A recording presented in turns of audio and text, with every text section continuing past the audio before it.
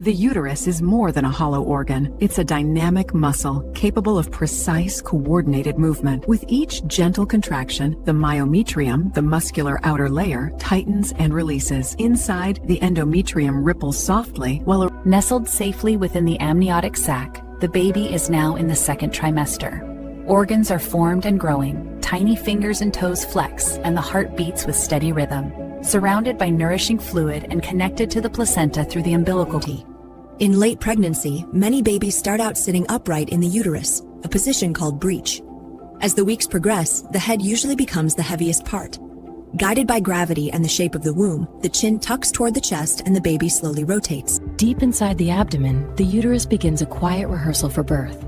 Layers of smooth muscle stretch like ribbons of silk, and waves of electrical signals sweep through them, tightening and releasing in turn. Each practice contraction softens the cervix and encourages the baby to... Resting in the afternoon light, she feels her little one move beneath her hand.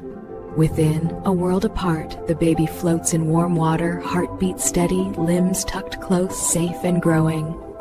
Every breath she takes cradles that